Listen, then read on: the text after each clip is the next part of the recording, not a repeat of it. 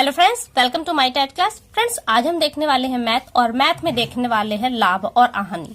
इससे पीछे हमने प्रतिशत का टॉपिक कंप्लीट कर लिया और उससे जुड़े 2 अभ्यास भी हमने कर लिए और आगे हमारा अभ्यास कार्य भी चलता रहेगा। अभी हम देखने वाले हैं लाभ और हानि।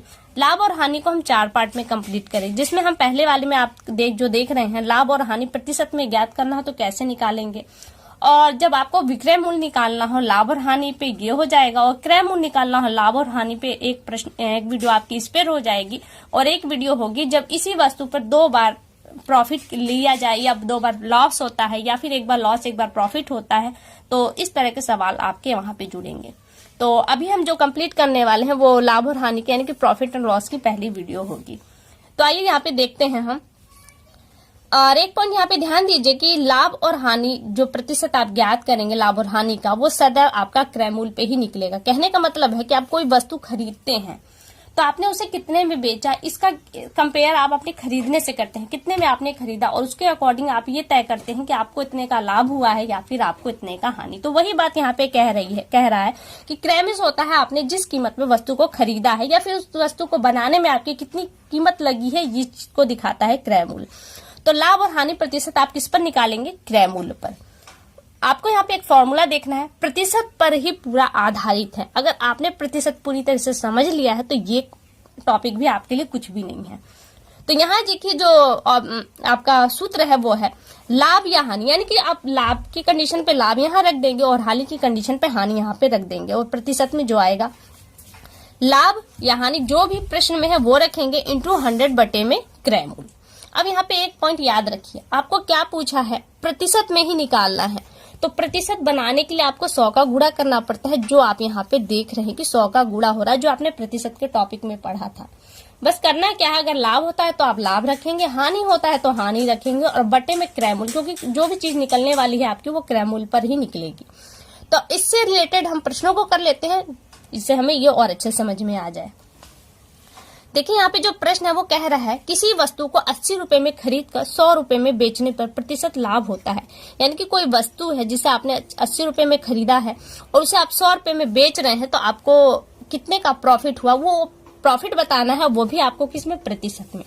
तो प्रतिशत में बताना है तो आप इंटू तो 100 का करेंगे ही करेंगे, जो आपने पीछे ही सीख लिया है। तो पहले आप सूत्र में क्या रखेंगे? आपको यहाँ पे क्या हो रहा है, लाभ है तो आप यहाँ पे क्या कर देंगे? लाभ प्रतिशत। लाभ प्रतिशत, लाभ प्रतिशत बराबर आप यहाँ पे क्या रखेंगे? लाभ गुणित 100 और इसके बटे में चला जाएगा क्रय मूल्य। क्रय मूल्य क्या है आपका? यहाँ पे मैं पहले सूत्र कर देती हूँ पूरा, क्रय मूल्य। ठीक है, तो अब इस पे रखेंगे लाभ क्या है आपका? देखिए 80 रुपए का वस्तु है, 100 रुपए में बेचा गया, तो आपको लाभ कितने का हो रहा है? 20 रुपए का। तो पहले आप विक्रय मूल्य में से क्रय मूल्य को माइनस कर देंगे, यानी कि जो मूल लाभ है उसे निकालेंगे, तो कितना निकल कर आएगा आपका? 20। तो आप लाभ में क्या रखेंगे? 20 गुणित 100 बटे में क्या चला जाएगा? क्रय मूल्य, जिस कीमत पे आपने वस्तु को खरीदी है। तो 80 रुपए में खरीदी तो आपका यहाँ पे 80 चला जाएगा। काट देंगे 20 चौका और 4 से काटेंगे तो यहाँ आपका आ जाएगा 25। ये खत्म हो गया और क्या आया? 25%। यानी कि जिस वस्तु को 80 रुपए में खरीद कर उसे 100 रुपए में बेचा जाएगा तो आपको कितने प्रतिशत का लाभ होगा? तो वो 25% का आपको लाभ होगा। अगला प्रश्न देखिए, प्रतिशत पूछा है तो 100 तो आना ही है, इस बात को एकदम याद रखिएगा।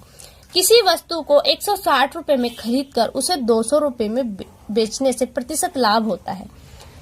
हम 160 रुपए का खरीद रहे हैं और 200 रुपए में उसे बेच रहे हैं, तो 200 माइनस 160 कर देंगे तो हमें मिल जाएगा 40 रुपए। तो ये 40 रुपए ही हमारा मूल प्रॉफिट है।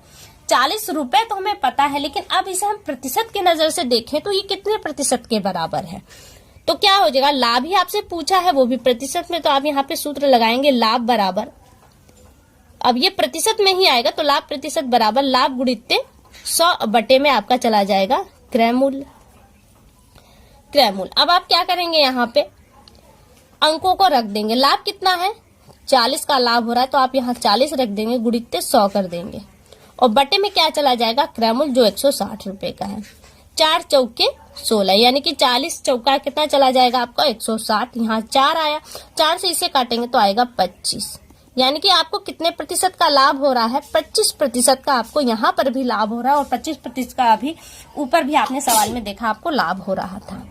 लेकिन ये तो एकदम सिंपल प्रश्न हो गया, लेकिन प्रश्नों को यहाँ पे प्रतिशत में प्रश्नों को बहुत ज्यादा घुमाया नहीं जाता, लेकिन यहाँ पे प्रश्नों को थोड़ा सा घुमा दिया जाता है। तो उस तरह के प्रश्नों को भी हम देख लेते हैं। देखिए यहाँ पे एक प्रश्न है, किसी वस्तु का विक्रय मूल्य क्रय मूल्य का 4/3 गुना है, लाभ प्रतिशत बताइए। अब आपको यहाँ नहीं सोचना है कि आपको लाभ हो रहा है या हानि, यहाँ पे साफ साफ लिखा है कि लाभ प्रतिशत, तो सूत्र आप लाभ प्रतिशत का यूज इस्तेमाल करेंगे। अब यहाँ पे देखिए जो ये बटे में दिया है 4/3, इसे हम इस रूप में भी लिख सकते हैं। पहले क्या दिखा रहा है आपको, विक्रय मूल्य, पहले क्या है आपका विक्रय मूल्य और बाद में है क्रय मूल्य। पहले जो अंक है वो पहले वाले शब्द को दिखाता है और जो बाद वाला अंक है वो बाद वाले शब्द को दिखाता है, यानी कि विक्रय मूल्य 4 है और क्रय मूल्य आपका 3 है। तो आपको लाभ होगा कि या घाटा, आपका विक्रय मूल्य ज्यादा है तो आपको लाभ होगा और विक्रय मूल्य कम है तो आपको घाटा, तो यहाँ पे आपको लाभ ही होने वाला है। तो सूत्र रख देंगे, लाभ प्रतिशत बराबर लाभ गुणित्ते 100 और बटे में आपका विक्रय। अब यहाँ पे ध्यान दीजिए कि आपका विक्रय मूल्य क्या है। विक्रय मूल्य आपका 4 है और क्रय मूल्य आपका 3 है, तो आप यहाँ क्या रखेंगे 3। आपको प्रॉफिट कितने का हो रहा है, अब आपको यहाँ पे लाभ भी लिखना है। तो 4 और 3 अंक दिए हैं, आप अंतर निकालेंगे तो आपको 1 मिलेगा, वही 1 आपका क्या है, लाभ है। तो यहाँ पे क्या रखेंगे, 1 गुणित्ते में 100 बटे में 3, और इसको जब आप सॉल्व करेंगे तो आपका आएगा 33 सही 1/3। ये क्या हो गया, आपका प्रतिशत लाभ हो गया और ये आपका है आंसर। बस आपको ये पॉइंट ध्यान, जिस तरह से आपने प्रतिशत में निकाला था ना कि आप पहले उसे 100 पार्ट में तोड़ देंगे, यानी कि 100 से डिवाइड कर देंगे तो आपको 1% का मिलेगा, उसमें जितने का पूछा जाता है उतने का गुणा कर दीजिए, वो आपको प्रतिशत में। तो सेम वही चीज है, बस थोड़ा सा यहाँ पे घुमा दिया गया है। अब अगला प्रश्न देखिए, अगला प्रश्न है, किसी वस्तु के क्रय मूल्य और विक्रय मूल्य का अनुपात 25:20 है। पहले कह रहा है क्रय मूल्य जिस कीमत पर आपने वस्तु को खरीदा है, और बाद में कह रहा है विक्रय मूल्य, क्रय मूल्य पहले है विक्रय मूल्य बाद में है। विक्रय मूल्य तो यहाँ पे क्या होगा, 25 को हम क्रय मूल्य की जगह रखेंगे, पहला अंक क्रय मूल्य को दिखाएगा और जो दूसरा अंक है वो हमारे विक्रय मूल्य को दिखाएगा। तो क्रय मूल्य क्या है 25 और विक्रय मूल्य क्या है 20। अब दोनों का अंतर क्या निकल कर आएगा 5, और यही 5 से हम सवाल को सॉल्व करेंगे। सूत्र वही है आपका, बार बार सूत्र को मैं नहीं रखूंगी, आप अंकों को रख दीजिए। यहाँ पे 5 क्या है हमारा, हानि है। अब यहाँ पे हानि हो रही है तो मैं सूत्र अच्छा एक बार रख देती हूँ, हानि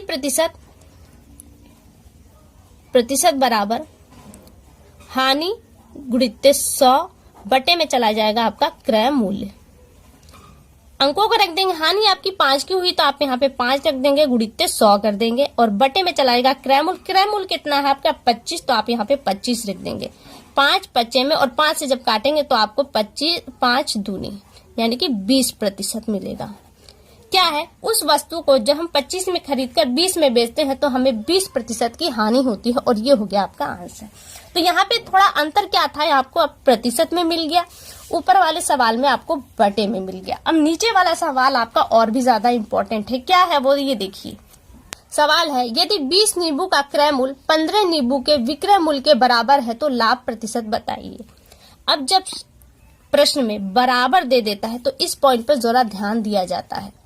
बराबर शब्द कहता है कि क्या कह रहा है, एक ही रेट में दोनों चीजें हैं, यानी कि हमने जितने में क्रय किया उतने में ही विक्रय किया। हमें प्रॉफिट किसका हुआ, वस्तुओं का, और कितनी वस्तुओं को हुआ यही चीज ध्यान देना होता है। कह रहा है कि हमने 20 नींबुओं को क्रय किया था और कह रहा है इतने ही नींबुओं के बराबर जो दाम है, इतने ही दाम के बराबर हमने 15 नींबुओं को बेच दिया। तो ये 15 का रेट या 20 का रेट हम देखें तो दोनों बराबर ही आएगा, और ये दोनों बराबर कंडीशन किसको दिखा रहा है, क्रय मूल्य को। और हमें लाभ अब किस पे मिल रहा है, 15, क्योंकि 15 पे हमें लाभ मिल रहा है ना 5 वस्तुओं का। तो यहाँ से हम 15 को क्या लेंगे, क्रय मूल्य के रूप में लेंगे। अब यहाँ पे देखिए 20, और अब हम 20 को जब विक्रय करेंगे तो हमें 5 का प्रॉफिट होगा। तो यहाँ से हम क्या करेंगे, प्रॉफिट को माइनस करेंगे तो प्रॉफिट क्या मिलेगा, हमें 5 मिलने वाला है, और यहीं पे हम उस प्रॉफिट को रख देंगे। सूत्र क्या कहता है, लाभ गुणित्ते 100 बटे में क्रय मूल्य। क्रय मूल्य लाभ क्या है 5 है, 5 गुणित्ते 100 और क्रय। अब देखिए यहाँ पे क्रय मूल्य आपको 20 दिखाई दे रहा होगा, लेकिन ये ध्यान दीजिएगा इतने ही मूल्य के बराबर ये भी रेट है। तो आप इस वाले को रखेंगे क्योंकि इसमें आपका प्रॉफिट जुड़ा हुआ है 20 में और 15 में आपका प्रॉफिट नहीं जुड़ा हुआ है, तो 15 को आप रखेंगे। तो 15 को आप यहाँ पे रख देंगे। तो 5 तिहाइयां क्या आ गया 100, 100 बटे में 3। अब आप काट देंगे तो आपका आ जाएगा 33 सही 1/3। क्या हुआ है, ये लाभ है। कितने पे, 20 नींबुओं को उसी रेट में खरीद कर 15 में उसी रेट में हम बेच देते हैं तो हमें 5 नींबुओं का प्रॉफिट होता है। और ये 5 नींबू कितने प्रतिशत के बराबर लाभ दिखाते हैं, वो 33 सही 1/3% के बराबर लाभ दिखाते हैं। तो ये देखिए आपका प्रॉफिट एंड लॉस का पहला पार्ट कंप्लीट हुआ। प्रश्न आपको कैसे लगे एक बार कमेंट करके हमें जरूर बताएं। अगली वीडियो में आपसे फिर मुलाकात होगी, तब तक के लिए नमस्कार।